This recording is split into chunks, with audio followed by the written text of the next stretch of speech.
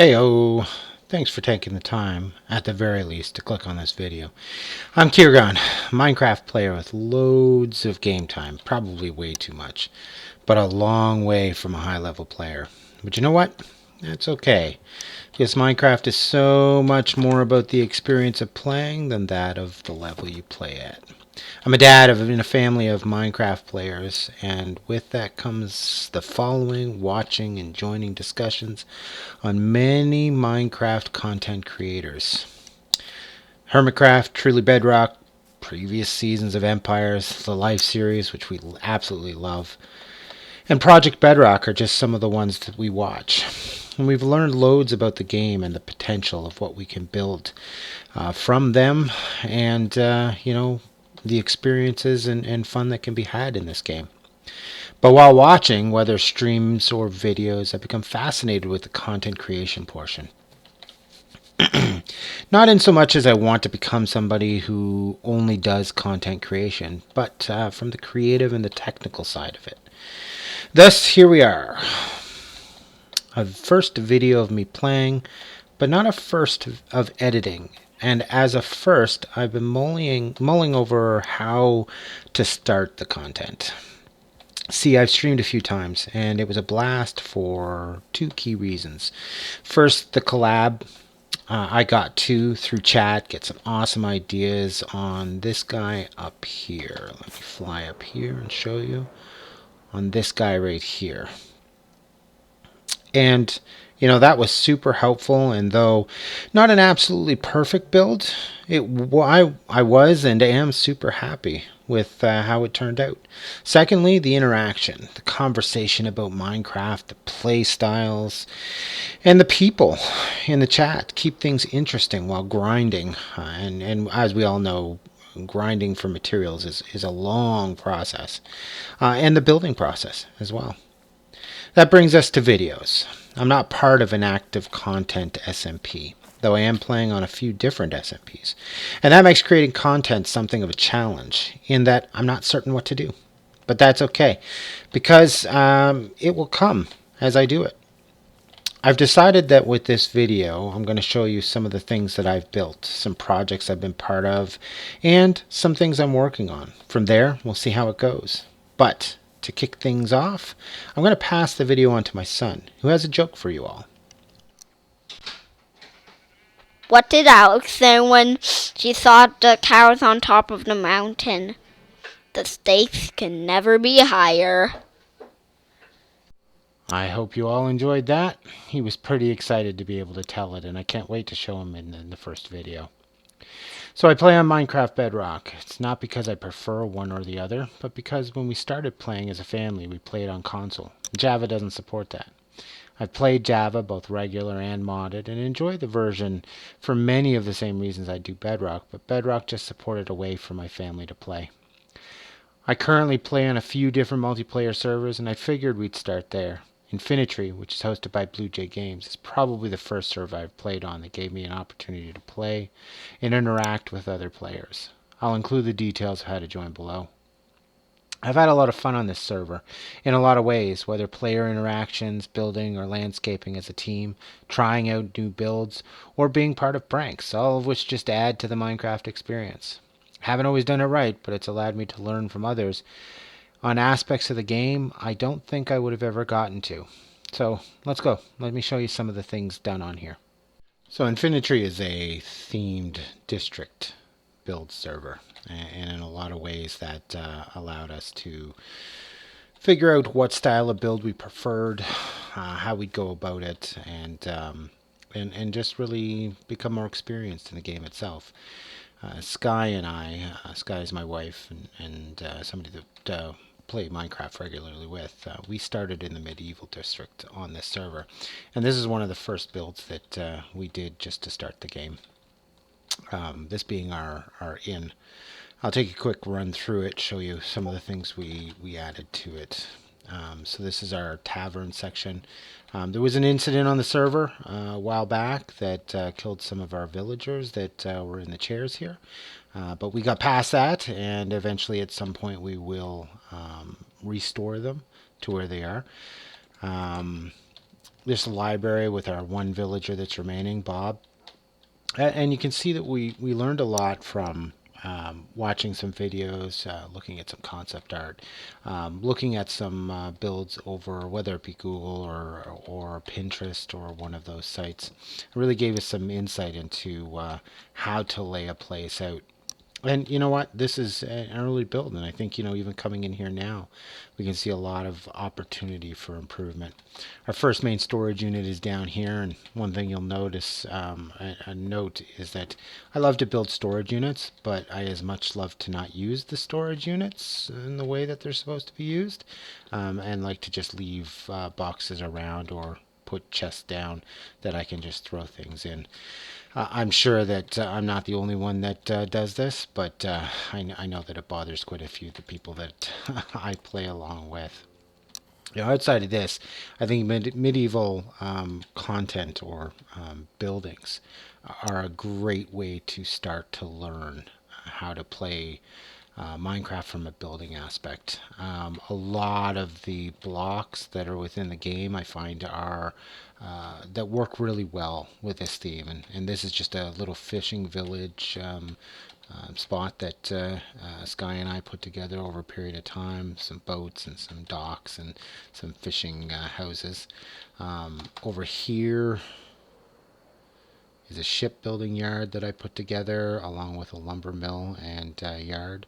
This was one of my first attempts at a diagonal bridge. And I have to say, we have our own family server, and I tried a lot of things on there, but coming on to Infinitree and trying to build with these methods and trying to build in these themes really allowed me to try some interesting and new things. Things that I said I would have never tried before, and this was a lot of fun to try and figure out and how to try and just from an underneath portion, and even still to this day, this was built a couple of years ago. I think of ways that I could have vastly improved on how I would have done this, and this is learning from people that I watch, a couple guys off of Project Bedrock specifically, as well as the hermits and tutorials that I watch day to day. And I will say that a lot of people seem to frown on the use of tutorials, but I think they're an awesome way to learn, and they're a great piece of what this game could be. This is a build of a buddy of mine, TexMed. Just a fantastic, huge build. He really went big in his first build on this server, and it took him quite some time. This is a Viking battle we did. You can see cannonballs and catapults and the like. This is a group project, from the terraforming of this area to the build out of the ships to the catapults, to the people. Now, there were pillagers working as Vikings coming through. Some of them were lost in a few recent incidents, but still, overall, this was a lot of fun to do. And again, from a survival multiplayer aspect, and from a server play aspect, and from a Minecraft aspect, this was a lot of fun to do, and it really opened things up creatively. Throughout this section, there are houses and buildings that I've been a part of. This section right here, a few of these houses are mine, a few of them are TexMed's. We have people such as Sky, Quirky Filter, quite a few different players I've added to this section, and you really get a feel of how things are. And now flying over into this other area in the medieval section is a large placement of houses that Sky and I have taken time to put together, and creating a little bit of a village feel. Different houses, different designs, some of which are based off tutorials with changed blocks. Some of them are just free build. Some of them are pulled from creative, and just a great time in learning the process of these type of builds and how to implement them. Getting shot at by somebody. There he is. Now, I'm a bit of a fan of building the outsides of houses, but I tend to find ways to not build the interiors. Usually what I'll do is put lights behind the windows and doors to create a feel of there being somebody home, as you can see right here. Actually, I think if you No, yeah, you can see this is the kind of thing that I have a habit of doing. I'm getting better with the interiors as I go along, but as I was building up this area, my main focus was on the buildings themselves and not the interiors. I think next up what I'll do is take you over to the fantasy district where I put a lot of work in. So let's put things on hold, and I'll pass it on to my son again. Why do zombies sleep all the time? Because they're dead tired. As you can see, that area in front of me here is where we started the video. This is a mushroom island. This was really a project that I started just playing with some organics. You can see the monster flower here, which is based on a tutorial, and then the three mushroom house here, which I built from scratch using some of the things I learned from doing some tutorials and watching some videos, as always. That's a fantastic build by Sky right over there. That's a completely custom build based on some concept art that she found on Google. The fly here, or the insect, is again a custom build, and really this area in itself gave me some time to work with some others. We have a mushroom over here by a little red hen, and one over here by Nick Haven, who are players on the server. And I really enjoyed it. I enjoyed doing things like this giant snail with the mushrooms on the back that's trying to reach up and take a bite out of that mushroom. This is a build that's based off of a tutorial in itself that's just a bit edited to fit and have the custom tree and the custom mushrooms in it. But this was great fun because it was a bunch of small builds to make a bigger build. And I think as I move on to the next one, I'll give an understanding of why this tended to give me more satisfaction and enjoyment than a build with a bigger scale. And if we fly over here, I'll give you an example of what I mean by that. This is when the fantasy district opened. I had a idea in mind about a dwarven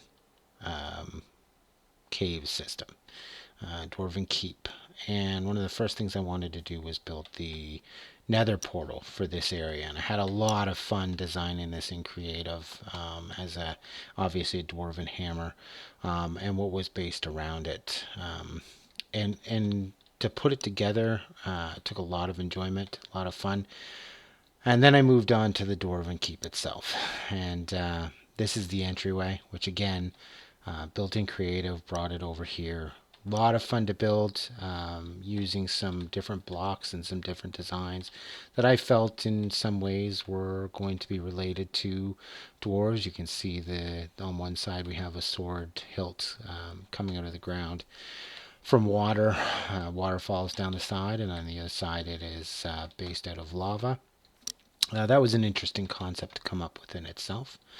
And then as you come down in to the Dwarven Keep, had a lot of fun with the entryway, creating the gold, the blackstone, gilded blackstone, and the lava drips. That's from a beacon that's down below. And then the armory room with different types of iron armor and stances. This was a lot of fun, but I'll tell you what the burnout happens is when you take on a project that's just so big and so challenging that you lose your way, and that's what happened down here. We found this beautiful cave system that would have been a fantastic place for an underground dwarven keep, but every time I came down I couldn't figure out what to do. The work so far down here has been done by TextMed. The whole idea was to try and get it looped around the outside so that it was a facade of a building. But honestly, we kind of stalled out, and it created quite a bit of burnout in how the game was being played and what the thought process was, and ultimately it caused us to walk away from this project, and in some ways walk away from the game, which took a bit to get back to. I went on to another server called Biles Toad, and in that server I built a small savannah village, which I won't show you in this video, but we may show it later on. And it was a bunch of small builds that really came together to make something bigger, and that's what inspired me to start the mushroom build over here in fantasy, with the large wasp, colorful wasp, the different insects, the different types of mushrooms. And I feel very happy and very proud about how this came through. And I think there's still some room and there's still some builds happening, but I think this shows that you don't need to do something massive on a massive scale to really do something pretty fantastic in this game. And I think a lot of the people that assisted in these builds and put these their own builds into this really brought this area together. So this was a lot of fun. What's a pig's favorite karate move? A pork chop.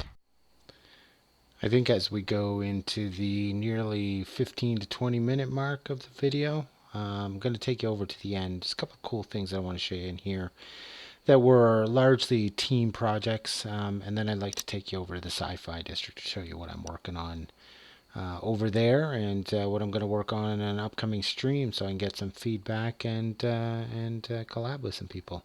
So let's jump on in. So here we are at the Nest. This was a pretty massive group project. There were quite a few people that assisted in this.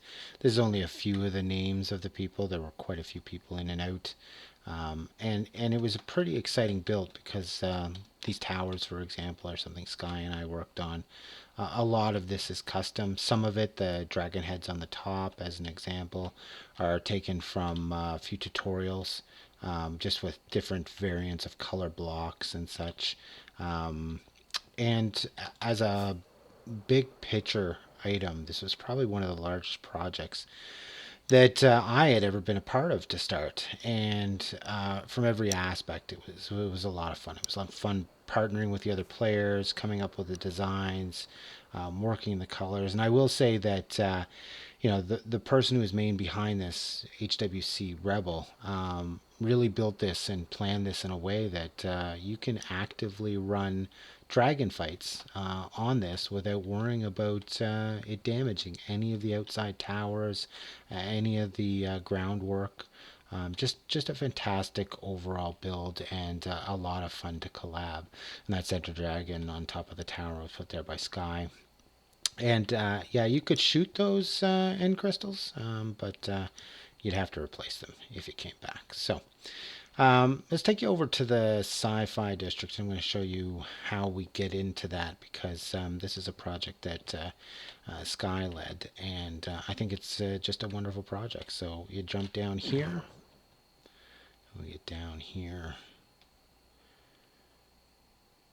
It's a long one, but you can see this is the building that takes you down to this first teleport button. And something that's really fun for me is I'm a huge fan of Stargate. And Stargate SG-1, moving on to Stargate Atlantis. I was a big fan of Stargate Atlantis, a lot of the characters, the crossovers, but also one main ship that I've always felt had a place in any sci-fi district, and that's the Puddle Jumper. Again, this is a little project completed by Sky as the launch button for the Sci-Fi District. I'll show you how to get there, but you can see it's also a custom Stargate built there. Just a fantastic design.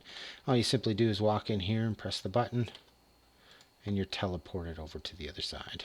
Again, another larger scale Stargate on this side, and it was pretty exciting to see this come together. And I wasn't part of this or the other side of the build, but to see what others could put together is pretty fantastic, and I think they should all be pretty happy. Now, this project over here is something that I've really come up with. I've had a lot of help in starting to build, largely from TextMed. And I'm going to continue to build because there's a lot more add to it. But this is my space station. And this is the project that I'll be streaming on over the next little while to get some feedback. There's a lot to it so far. You can see that I've added some ships. There's different levels. There's antenna arrays.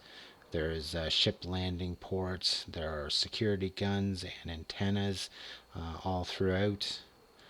And on top, little nod to Star Trek, building a smaller version of the Enterprise with drones and carry-on. And there's some other ships that we need to add to this. There's a ship over here that's being built by TextMed. I believe it's up here, right there. And I won't spoil what that is until later on, but a lot to be done on this space station. Inside, what we have so far is just the middle elevator system that takes you up through the different sections of the build. You can see the hallways here. What we don't have done are the crew quarters, which are going to be placed in the corners there. I have one started up top here. You can see it right there. We'll have a look inside. Haven't completely decided on the build itself. I took inspiration from a recent Hermitcraft video on the door. This is the door style that they used for the entryway to the Popo. I really liked how the upside down stairs created that rolling door feel. So I added that in, and then this is just a little bunkhouse general design. I think there's more that could be done in here, and I'm looking forward to some feedback in terms of what that looks like on stream. So a lot of detail work that I'm going to work through on this, but it's one of the builds that I've been most excited for, and I had a lot of fun planning and figuring out, and quickly putting together.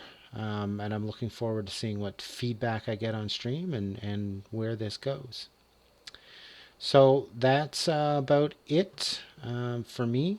As I said, this was a first video about the Minecraft gameplay that I do, and just some examples of some of the things that I've done and learned. I'm excited to continue to play with some others on these servers that I'm currently on, and continue to learn new ways to build the games and build in the game. And I've got some project ideas with my kids that I'm gonna start working on as well. So hope I get to show you them. Hope you enjoyed the video, and we'll see you again.